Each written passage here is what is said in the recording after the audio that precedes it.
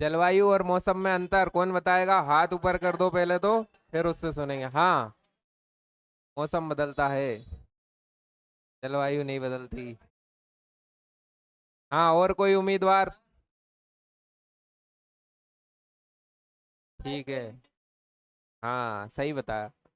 जलवायु क्या होती है? एक स्थान विशेष पे लंबे समय तक रहने वाला मौसम, उसकी जलवायु कहलाता है। कोई भी एक स्थान है, वहां अगर कोई मौसम लगातार लंबे समय तक बना रहता, 20 साल 30 साल, तो फिर लंबे समय तक ऐसा मौसम बना रहेगा तो वो वहाँ की जलवायु कहलाएगा। जैसे जम्मू कश्मीर में बर्फ गिरती है, तो बर्फ क्या है? वहाँ ठंडा इलाका है ना, तो जम्मू कश्मीर की जो जलवायु है वो कैसी है? ठंडी जलवायु। अब राजस्थान में गर्मी पड़ती है, तो राजस्थान की जलवायु कैसी हो गई? गर्म जलवायु, है ना। और मौसम क्या होता है? मौसम बदलता रहता है। मौसम पे कई गाने भी बने हैं। कौन से गाने बने हैं? मेरे यार बदलना जाना मौसम की तरह, है ना। तो वो इसीलिए कह रहे हैं, क्यों कह रहे हैं? क्योंकि मौसम हर बार बदल जाता है। ये सुबह क्या हो रहा था? धूप निकल रही थी, दोपहर में बारिश हो गई, तो ये क्या है? मौसम है। मौसम झट में बदल जाता है, पल में बदल जाता है। तो मौसम और जलवायु में समझ में आया। अब कभी आप लोग बाहर जाते होगे, वहाँ आपको क्या होता है कि जैसे आप लोग यहाँ से गए और आपको मथुरा जाना है या फिर कहीं और जाना है, और फिर वहाँ का पानी नहीं लग रहा आपको, तो कहते हैं ना, हवा पानी बदल गया आपका। तो हवा और पानी का मतलब है जल वायु। जल वायु बदल गई तो आप वहाँ पे क्या है? एडजस्ट नहीं हो पाते। होता है, हवा पानी बदलने की वजह से कभी कभी हम लोग बीमार पड़ जाते हैं किसी जगह पे जाने के लिए। अब कोई चेन्नई का आदमी तुरंत अगर जम्मू कश्मीर चला जाए तो उसे तो सर्दी लगेगी, तो वो उसने तो व्यक्ति ने गर्मी गर्मी देखी है जीवन में। तो ऐसे व्यक्तियों के लिए जलवायु हवा पानी बड़ा मैटर करता है। अब आप तीन चीजें समझो। सबसे पहले, पृथ्वी की तीन रेखाएं होती हैं, ये तो आपको पता होगा। पृथ्वी के बीच से गुजरने वाली रेखा क्या कहलाती है? भूमध्य रेखा। ये भूमध्य रेखा है, इसी का दूसरा नाम है विषुवत रेखा। क्या नाम है?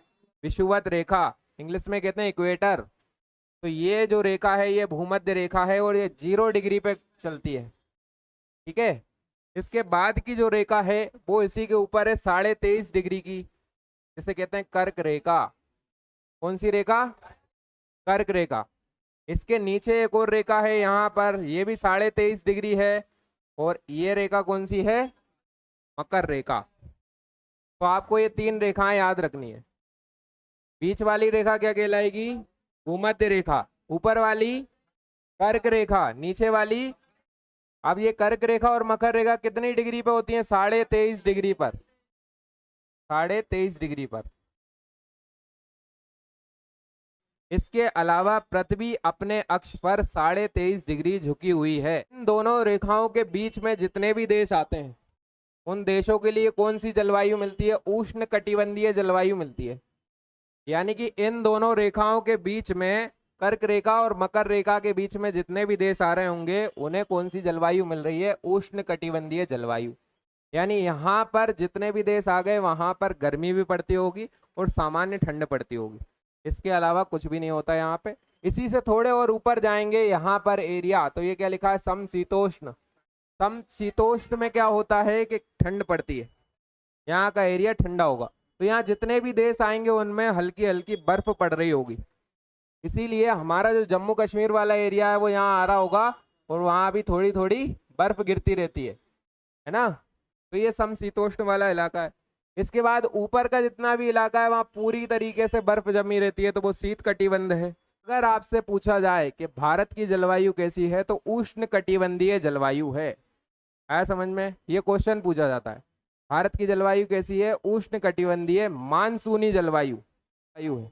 क्यों है? क्योंकि भारत कहाँ आ रहा है? इसी एरिया में आ रहा है, उष्ण कटिबंधीय क्षेत्र में है। इसके बाद आप समझते हैं कि बारिश कैसे होती है ना।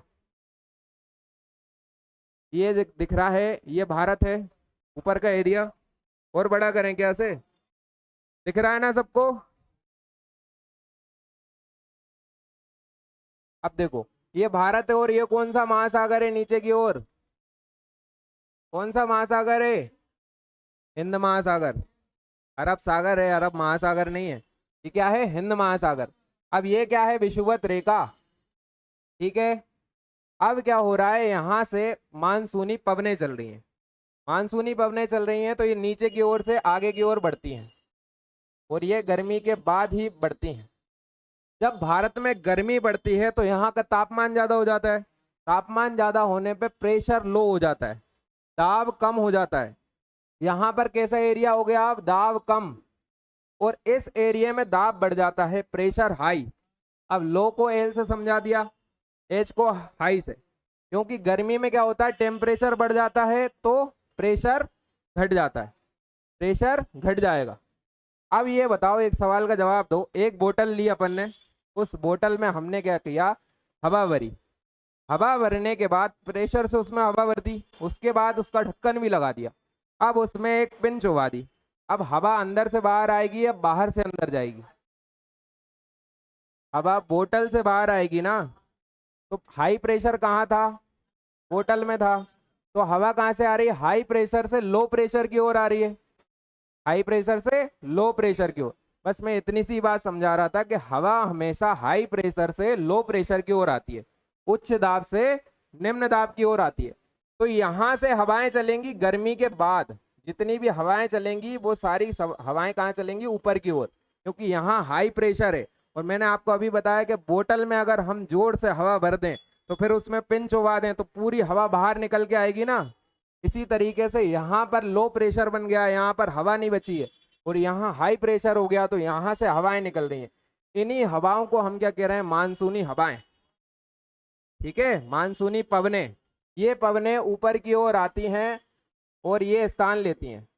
अब ये पवनें दो दिशाओं में बढ़ जाती हैं ऊपर जाके, क्योंकि भारत की स्थिति कैसी है, प्रायद्वीपीय स्थिति, या तो इधर जाऊं या इधर जाऊं, ये दोनों बहनें सोच रही होती हैं, इस तरीके से ये चल रही हैं। अब ये वाली जो पवनें हैं, एक दिशा इस तरफ की पकड़ लेती हैं, तो इस तरफ की दिशा में पवनें जो जाएंगी वो कौन सी कहलाएंगी, बंगाल की खाड़ी वाली, और दूसरी जो इस दिशा में जाएंगी वो अरब सागर वाली कहलाएंगी। तो अब इतना ध्यान रखना है कि जो शाखाएं इस तरफ मुड़ जाती हैं वो बंगाल की खाड़ी वाली हो गई, और दूसरी इस तरफ जो मुड़ जाती हैं वो अरब सागर वाली हो गई। अब यहाँ पर जैसे ही हवाएं जाती हैं तो अपने साथ समुद्र का पानी लेकर के जाती हैं। अब इन्हें रोकने के लिए क्या चाहिए, पर्वत, जैसे ही पर्वत मिलेगा ये वर्षा करा देंगी। तो सबसे पहले पर्वत यहाँ मिलता है हमारे अंडमान निकोबार द्वीप समूह में, अंडमान निकोबार द्वीप समूह में सबसे पहले पर्वत इसे रोक लेता है। और यहाँ पर रोकने के बाद 15 मई को पहली बारिश हमारी कहाँ हो जाती है, अंडमान निकोबार द्वीप समूह में हो जाती है। हाँ, इसी डेट के आसपास मानसून आ जाता है, 15 मई के लगभग। ये हर साल होता है, इसी वजह से होता है क्योंकि यहाँ पर गर्मी बढ़ने की वजह से दाब दाब बढ़ जाता है, दाब कम हो जाता है, और यहाँ दाब बढ़ जाता है, हाई प्रेशर से लो प्रेशर की ओर हवाएं चलने लगती, और ये हवाएं समुद्र का पानी लेकर के ऊपर की ओर जा रही हैं। तो सबसे पहले मानसून कहाँ आता है, अंडमान निकोबार द्वीप समूह। दूसरी तरफ फिर ये हवाएं यहाँ की ओर चलेंगी और आगे जाएंगी, तो ये कहाँ जाएंगी, केरल में। तो सबसे पहले फिर ये अरब सागर वाली शाखा की हवाएं जो हैं वो सबसे पहले टच करेंगी केरल को। वो केरल में जाके जो पर्वत होंगे, ये सारे पर्वत इन हवाओं को रोक के बारिश करा देंगे। तो भारत में अगर पूछा जाए कि भारत की मुख्य भूमि में किस राज्य में सबसे पहले वर्षा होती है, तो कहाँ होती है, केरल में। क्यों केरल में होती है, क्योंकि यहाँ से मानसूनी पवनें सबसे पहले केरल को टच करती, और इसमें इतनी तेज बारिश होती है, घनघोर वर्षा होती है बहुत तेज। इसी को कहा जाता है मानसून का फटना, मानसून विस्फोट की घटना, यानी मानसून आ गया है। और ये कब आता है, जून के पहले सप्ताह में, जून के पहले सप्ताह में केरल में बारिश होती ही होती है। सबसे पहले बारिश कहाँ होगी, केरल में। कब होगी, जून के पहले सप्ताह में। इसके बाद ये आगे चलेगी। अब यहाँ देखो, इस तरफ केरल है तो इसके बगल वाला राज्य कौन सा है, तमिलनाडु। लेकिन बीच में मैंने आपको बताया कि पहाड़ों ने इनको रोक लिया, हवाओं को। तो पहाड़ एक तरफ से रोक पाएंगे, दूसरी तरफ तो खाली बचेगा। तो दूसरी तरफ है तमिलनाडु वाला हिस्सा, और तमिलनाडु तक पानी नहीं पहुंचता। तो तमिलनाडु वाले हिस्से में जब पानी नहीं पहुंचता तो वहां क्या हो जाता है, वृष्टि छाया प्रदेश बन जाता है। मैंने आपको बताया एक पड़ोसी है, दोनों पड़ोसी हैं आसपास, एक केरल है और दूसरा तमिलनाडु। अब बीच में एक पहाड़ है, साइड से कोई हवाएं आ रही हैं तो पहाड़ों पर रुक गई हैं, तो वो वर्षा कहाँ करा देंगी, केरल वाले हिस्से में, और तमिलनाडु वाले हिस्से में बारिश नहीं कराती। तो तमिलनाडु वाला हिस्सा सूखा रह गया, यानी इतना मानसून होने के बाद भी तमिलनाडु में वर्षा नहीं होती। तमिलनाडु में वर्षा नहीं होती तो ये वाला क्षेत्र क्या कहलाएगा? तमिलनाडु वाला वृष्टि छाया प्रदेश, रेन शेडो स्टेट। ठीक है, ये वाले हिस्से में कभी भी तमिलनाडु में वर्षा होती नहीं। तमिलनाडु में वर्षा होगी ठंडों में, अभी बताएंगे, है ना। इसके बाद ये वर्षा आगे की ओर, ये मानसूनी पवनें चलती हैं। अब इन्हें चाहिए सारे के सारे पर्वत, जो पर्वत इन्हें रोक लेता वहां ये वर्षा करा देती हैं। तो आगे कौन सा पर्वत मिलेगा इन्हें? हिमालय पर्वत। हिमालय पर्वत की वजह से ये सबसे ज्यादा वर्षा उसी एरिया में करवा देंगे। तो इस तरीके से चल रहा है। यहाँ एक और पर्वत मिलेगा जिसका नाम है अरावली, बताया था अरावली। अरावली पर्वत इन्हें नहीं रोक पाता क्योंकि वो इस दिशा में है और मानसूनी पवनें ऐसे जा रही हैं, और ऐसे जाने की वजह से ये अरावली पर्वत इन्हें नहीं रोक पाता। तो अरावली पर्वत की वजह से रेगिस्तान को, पूरे राजस्थान को क्या मिलता नहीं है? बारिश नहीं मिलती, वहां बारिश होती नहीं है, वहां अभिशाप है अरावली पर्वत। आया समझ में? आगे बढ़ते हैं। इसके बाद ये वाली जो शाखा थी जो सबसे पहले कहाँ टच कर रही थी? अंडमान निकोबार द्वीप समूह। यहाँ से दो बहनें आगे की ओर निकल गई हैं। एक बहन जाती है ऊपर की ओर, जो पवने हैं उनमें से ये जाती है मेघालय में। मेघालय में सबसे ज्यादा वर्षा कराती है किन दो स्थान पे? एक चेरापूंजी, दूसरा मासिम राम। विश्व की सबसे ज्यादा वर्षा कहाँ होती है? मासिम राम। मासिम राम मेघालय। उसके बाद कहाँ होती है? चेरापूंजी। तो मासिम राम में हर बार सबसे ज्यादा बारिश होती है। कहाँ पर है? मेघालय में। क्यों होती है? क्योंकि वहां के पहाड़ों का आकार कैसा है? कीप नुमा।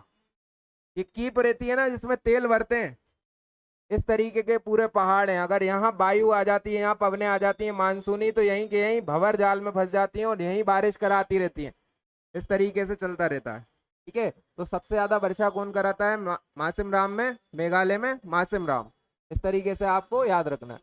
इसके बाद एक और पवन जा रही है, वो आ जाती है इस दिशा में बंगाल की खाड़ी से, और यहाँ पश्चिम बंगाल और ये वाले एरिया में भी वर्षा करा देती है। अब इतना एरिया छूट गया है जहां पर वर्षा नहीं हुई है ना। यानी कि आंध्र प्रदेश आधा छूट जाता है, तमिलनाडु आधा छूट जाता है, इसके बाद का वर्षा रह जाती है। अब क्या हुआ? अब सूर्य की स्थिति बदलेगी। सूर्य ऊपर था, ऊपर से नीचे वो आता हुआ आएगा। अब यहाँ का एरिया फिर जो हाई प्रेशर वाला था, ये लो प्रेशर की ओर चला जाएगा। ठीक है, ये लो प्रेशर की ओर चला जाएगा। तो यहाँ क्या बन जाएगा? Low pressure. और ऊपर कौन सा प्रेशर हो जाएगा? High pressure. अब मानसूनी पवनें ऊपर की ओर हैं तो वापस लौटते हुए जाएंगी। अब लौटते हुए जाएंगी तो ऊपर से नीचे की ओर आएंगी।